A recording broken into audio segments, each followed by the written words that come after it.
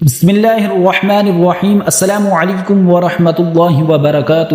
حضرت عمر رضی اللہ عنہ کے دور خلافت میں سن 18 ہجری میں پورے جزیرے عرب میں بڑا سخت قحط پڑا، جس کی وجہ سے لوگ مرنے لگے، حتیٰ کہ جانوروں کے جسم میں خون خشک ہو گیا۔ حضرت عمر رضی اللہ عنہ کو اطلاع ملی کہ مصر میں اناج و غلہ کی پیداوار خوب ہو رہی ہے۔ آپ نے وہاں کے گورنر حضرت عمر بن عاص رضی اللہ عنہ کو خط لکھا کہ یہاں غلے کی کمی ہے اور مصر میں اس کی فراوانی ہے، اس لیے تم یہاں والوں کے لیے غلہ روانہ کرو۔ حضرت عمر بن عاص رضی اللہ عنہ نے جواب میں لکھا کہ آپ مطمئن رہیں، میں اونٹوں پر اتنا غلہ لاد کر بھیجوں گا کہ پہلا اونٹ مدینہ میں ہوگا اور آخری اونٹ ابھی مصر سے نکلا ہوگا۔ یوں غلہ مدینہ پہنچا۔ حضرت عمر رضی اللہ عنہ نے حکم دیا سب میں تقسیم کرو۔ ایک صحابی حضرت بلال بن حارث جو مدینہ سے کچھ دور رہتے تھے، انہوں نے جب غلے کی خبر سنی تو کہا میں بھی مدینہ جا کر کچھ غلہ لے آؤں۔ ان کے پاس ایک بکری تھی، انہوں نے سوچا چلو اسے ذبح کر کے کھا لوں، پھر سفر کے لیے نکلوں گا۔ بکری کا خون خشک تھا، گویا زمین نے سانس لینا چھوڑ دیا۔ حضرت بلال بن حارث رضی اللہ عنہ کے آنسو بہنے لگے، اسی غم میں وہ سو گئے۔ نیند میں ایک عجیب منظر دیکھا، نور ہی نور، اور سامنے رسول اللہ صلی اللہ علیہ وسلم تشریف لا رہے ہیں۔ پھر نبی کریم صلی اللہ علیہ وسلم نے فرمایا حیات کی خوشخبری سنو اور عمر کے پاس جا کر میرا سلام کہو اور ان سے کہو کہ میں نے تم سے ایک عہد لیا تھا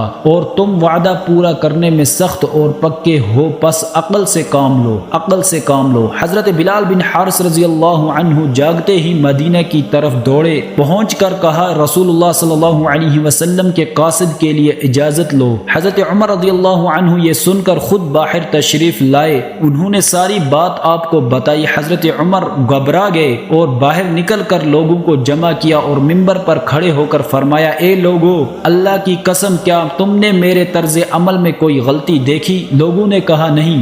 حضرت عمر رضی اللہ عنہ نے صورتحال بیان کی تو بعض صحابہ نے کہا آپ نے قحط کے وقت اللہ سے براہ راست مانگنے کے بجائے اپنے گورنر سے غلہ طلب کیا اور اللہ تعالیٰ سے استسقاء یعنی پانی طلب نہیں کیا۔ یہ بات حضور صلی اللہ علیہ وسلم کو پسند نہیں آئی اور اس پر آپ کو تنبیہ کی گئی ہے۔ حضرت عمر رضی اللہ عنہ نے فوراً اللہ کے حضور توبہ کی، سب لوگوں کو میدان میں جمع کیا اور نبی کریم صلی اللہ علیہ وسلم کے چچا حضرت عباس رضی اللہ عنہ کو ساتھ لے کر نماز استسقاء ادا کی۔ ابھی دعا ختم ہی ہوئی تھی کہ آسمان پر بادل چھا گئے اور بارش برسنے لگی۔ ناظرین، اس واقعے سے ایک بہت بڑی سچائی سامنے آتی ہے کہ جب مشکل آئے تو دروازہ صرف ایک ہی کھٹکھٹاؤ، اللہ کا۔ نہ کوئی ولی، نہ کوئی پیر، نہ فقیر، سب کچھ اللہ کے حکم سے ہوتا ہے۔ جو بھی حاجت روا ہے، مشکل کشا ہے، وہ صرف اللہ ہے۔ ناظرین، آپ کو یہ ویڈیو کیسا لگا کامنٹ میں ضرور بتائیں اور چینل کو بھی سبسکرائب کریں تاکہ مزید ایسے واقعات آپ تک پہنچ پائیں۔